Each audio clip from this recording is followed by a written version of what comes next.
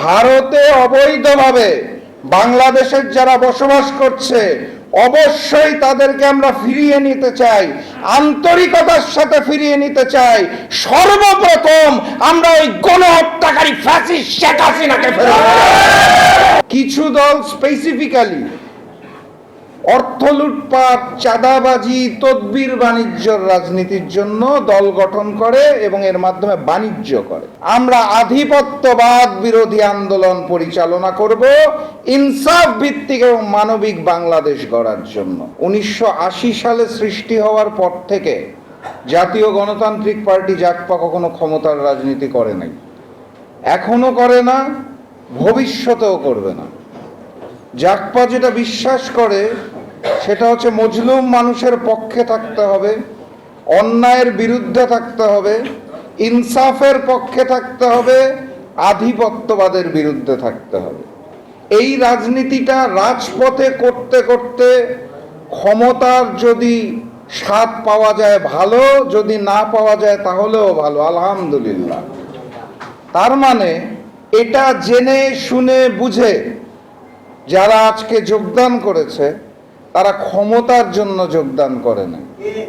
যারা আজকে যোগদান করেছে তারা হালুয়া রুটির ভাগের জন্য যোগদান করে নাই।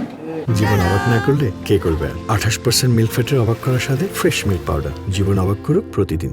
যারা আজকে যোগদান করেছে তারা বুঝে শুনেই যোগদান করেছে যে এটি একটি সংগ্রামী দল।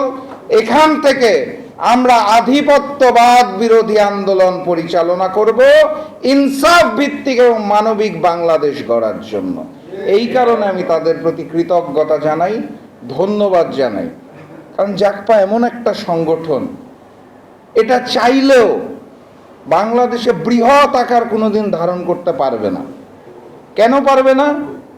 কারণ বাস্তবতা হচ্ছে বাংলাদেশের বেশিরভাগ রাজনৈতিক দল মূলত ক্ষমতার রাজনীতি করে। কিছু দল স্পেসিফিক্যালি অর্থ লুটপাট, চাঁদাবাজি, তদবির বাণিজ্যর রাজনীতির জন্য দল গঠন করে এবং এর মাধ্যমে বাণিজ্য করে। জাগপা এই সকল সুযোগ সুবিধা নাই, কারণ আমরা মনে করি এই জাতীয় কার্যক্রম আমাদের জন্য উপরওয়ালার তরফ থেকে হারাম। যেহেতু আমরা এই রাজনীতিটা করি না, এই কারণে চাইলেও দেশব্যাপী বৃহৎ রাজনৈতিক সংগঠন গড়ে তোলা সম্ভব নয়। যেহেতু আমরা রাজপথের মজলুম সংগঠন, এই কারণে আমাদের এখানে যারা এখানে এসে যোগদান করেছে আমি আবারও তাদের প্রতি বিশেষ কৃতজ্ঞতা জানাই। এবং আপনারা যারা এখানে উপস্থিত আছেন আপনাদেরকে অনুরোধ করব একটা জোরে করতালির মাধ্যমে তাদেরকে বরণ করে নেওয়া। সংগ্রামী সাথী এবং বন্ধুগণ, ভারতের পররাষ্ট্র মন্ত্রণালয়ের মুখপাত্র, ওনার নাম হচ্ছে রণবীর জয়সওয়াল, সম্ভবত নামটা ভুলও হতে পারে, পররাষ্ট্র মন্ত্রণালয়ের মুখপাত্র। উনি গতকালকে একটা বক্তব্য দিয়েছেন প্রেস কনফারেন্সে, অনেকে হয়তো খেয়াল করেছেন, অনেকে করেন নাই।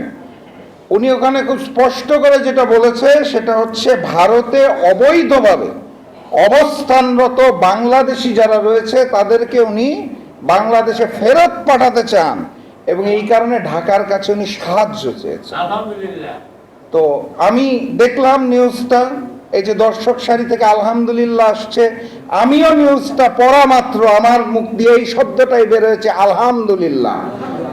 আমি ভারতের পররাষ্ট্র মন্ত্রণালয়কে বলতে চাই, ভারতে অবৈধভাবে বাংলাদেশের যারা বসবাস করছে অবশ্যই তাদেরকে আমরা ফিরিয়ে নিতে চাই, আন্তরিকতার সাথে ফিরিয়ে নিতে চাই।